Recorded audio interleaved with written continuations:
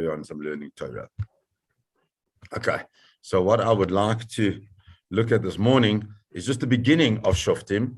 The parsha, all these parshas of in Devarim are so powerful, but Shoftim has something which is really, in a way, it's looking forward to messianic times. I remember Rabbi Lapin many years gave a shir where he spoke Shoftim v'shotrim titen lecha b'chol sharecha. What does it mean, Shoftim v'shotrim? Shoftim are judges and shotrim are policemen. And what he spoke about is that the parsha introduces us to what, we want Mashiach now. What does it mean? The parsha introduces us to this concept of almost a police state. Shoftim v'shotrim titen lecha b'chol sharecha. They are shoftim, they're judges, and they're police. There's the judiciary. And then there's the executive where they have to come out and make sure that which the judges have said has to be put into play. And that's b'chol sharecha, in all your gates, to make sure that things are done. The way it's going to be judged is v'shaftu et ha'mishpat tzedek. Yes, it's going to be judged in a favorable and proper way, but nonetheless, it still incorporates certain things which we don't like very much. We don't like having people looking over our shoulders and seeing how we're doing and what we're doing. But nonetheless, that's what Shoftim is about. However, there are certain conditions of how a person should be a shofet, how a person should judge, what they should do, what they can't do. So the Torah says, lo tateh mishpat, that you shouldn't go off the tateh is to lean, is to lean judgment one way or another. V'lo takir panim, and you shouldn't takir panim. Now the word takir means to recognize. So it means that you shouldn't recognize one person or favor one person over another. Rashi says, "Av b'shas etanut." Even at the time of when they're giving they're bringing their case together as hara ledayan, it's a warning to the judges. You shouldn't be hard on one person and soft on another person. The one person sits, the other one stands. He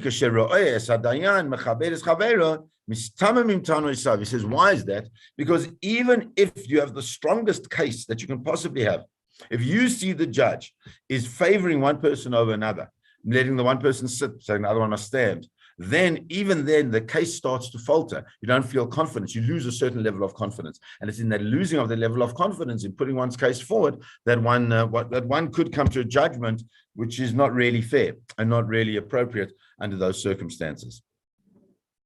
Lo tikach shochad, and you mustn't take a shochad. Why? A shochad is a bribe, the way they translate it. Why? Because the shochad, this bribe is ya'aver. It blinds the einei chachamim, the eyes of the wise. V'salef divrei tzadikim, and it makes the words of the righteous go off the track. So Rashi says, "Lo tikach shochad," quoting from the Sifri. Even if you wanted, even if the bribe is a bribe that puts you giving the correct judgment, still you can't do it. Why? Because the shochad blindens, says Rashi, Mishakibel shochad mimenu. A person who takes a bribe from somebody else, it's impossible. Rashi says, unbelievable language. The fact is that a person gives you something. The fact is, says Rashi, you will be 100% leaning towards that person. So when there is this idea, I'm not sure if we've spoken about it before, but this idea of being indebted, that nobody wants to be indebted to another person. And I remember someone telling me a story about how they went to Japan for a massive business meeting, and there the Japanese wined and dined the people that they were having this meeting with. They were going to sign a contract. There was quite a lot of negotiation happening. The night before the negotiation, the Japanese wined and dined the person or the company in the best of the best, so that when they came to the actual negotiations, the South Africans felt a little bit on the back foot because they had been wined and dined. And he said he realized what they were doing, that they were creating a sense of indebtedness. And that's really what a shochad does. Shochad creates a certain level of indebtedness, and it happens in everything. We do it all the time in different ways. A sense of indebtedness from one person to another, and therefore Rashi says it's efshar, it's impossible. No matter who you are, even if you're the greatest tzaddik in the world, the greatest chacham in the world, it's impossible for a person to withstand the the power of that sense of indebtedness to another person. The Kli Yakar tries to understand what is what this is all about, and he says the following. He says we must understand that when it says there are three things that it says: Lo tita mishpat, lo takir panim, lo tikach shochad. You mustn't lean the judgment one way. You mustn't show favor to another person, and you mustn't take this bribe. He says it doesn't say velo takir panim. There's no vav. It doesn't say lo takir velo takir velo. It says there's something about leaning judgment and lo takir panim that comes together. And he says lo tita velo takir kol echad milsa ba'apei nafshe. He says we understand that although they're all together, the lo tikach shochad is a tolda. Lo tikach shochad is an outcome of not showing favor to another person. Why? Says this. What does it mean? Lo takir panim. Do not recognize faces. That's how that's the literal translation. And says the Kli Yakar. Why is that? Lo takir panim. Lefisha ashirim nikru panei haaretz. The ashirim, the wealthy people, are called the panei haaretz, the face of the land, as Rashi explains it in other places. And what does it mean? Lo takir panim. Hainu ashirim shenikru panei haaretz. That the ashirim that are called the face of the land. This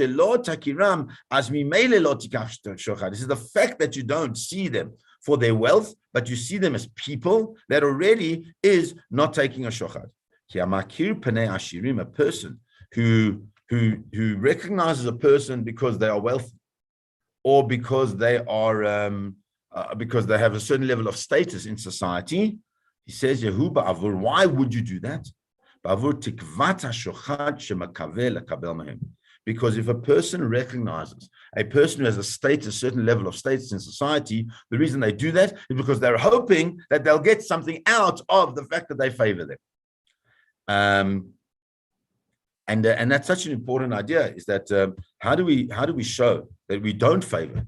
We show a favor, and that's what the Torah is so concerned about. It's not a person has to be totally independent.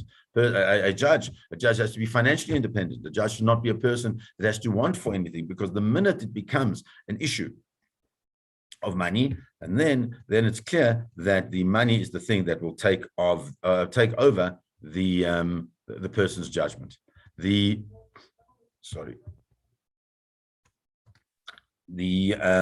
Netziv, Rav Natali Tzvi Berlin, who, as you all know, I love to speak about. So he also takes he says the following.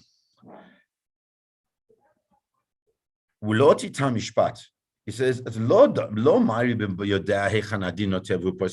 says, we're not talking about a case where a situation where the person says that this person is guilty and the other person, where it's clear who's guilty and who's not guilty. And then because he takes the bribe and then he switches it around, he says, he says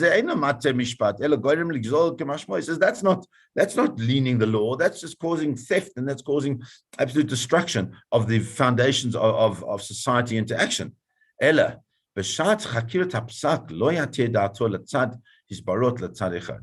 what it means is that when judgment is happening, one shouldn't lean towards one person.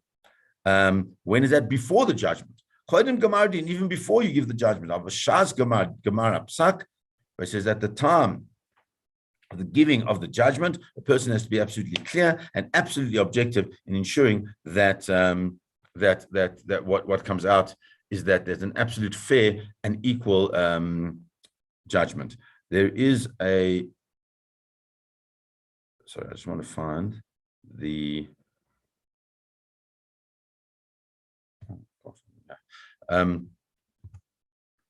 sorry, give me 1 second. Apologies.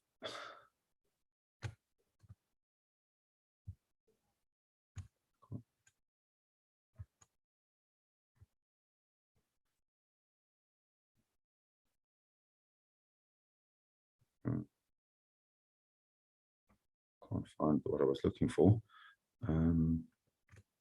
Okay, let's carry on. Okay, so then since you now know that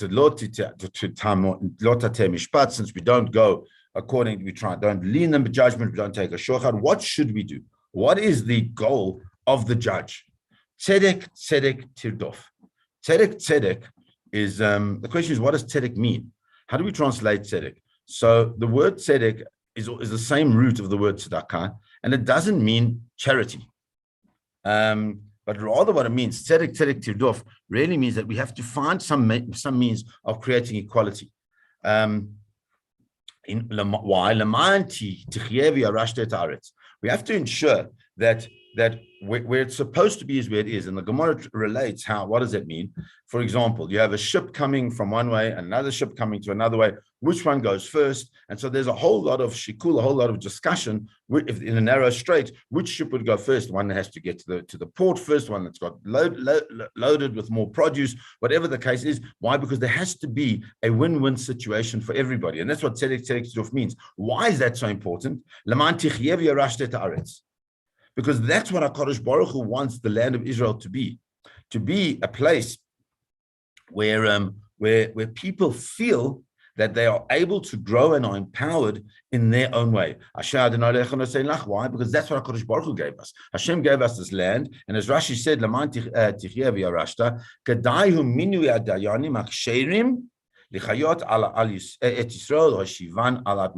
says it's appropriate that you have to have the kasher dayanim. We have to make sure that our judges are absolutely kasher in order to ensure that we stay on the land which HaKadosh Baruch Hu has given us. Why is that so important? Because we understand that the land of Israel does not tolerate dishonesty. The land of Israel does not tolerate that which is a deviation from what it should be, and that which is good. And so therefore we can see that this process of shoftim v'shotrim, of creating these judges and creating these policemen, and like I said at the beginning, almost the police state is not that, but it's a state in which there is policing over those. It's like the checks and balances over those who are creating the judgments, over those who are creating the laws, of ensuring that tzedek tirdof, that there's never a moment in time in that space where certain people feel hard done by because proper judgment has not been made and proper fairness and parity has been created. And I think that that's really what where we find that the progressive movement used tzedek tirdof as justice you shall pursue as their as one of the bylines. But that's as a means of social justice. But that's not really what it's talking about. It's not about social justice. It's really talking about an engagement between people to ensure not social justice, but to ensure that equality is created. And that's really part of our role. And I suppose now as we go into this month leading up to Rosh Hashanah, where we have to. Part of the halacha is that we've got to find those people that we may have offended or who we feel have a faribul with us. We have a faribul with them. And create, once again, the closeness of that relationship. That's tzedek. And how do we do that? By perhaps, if I'm feeling a little bit down because of that, to create that space where I'm feeling empowered in that relationship. And at the end of the day, that's really what it's all about. Don't do all of these things that which create inequality in relationships, but rather tzedek tirdof, strive for something where there's equality. Have a beautiful day.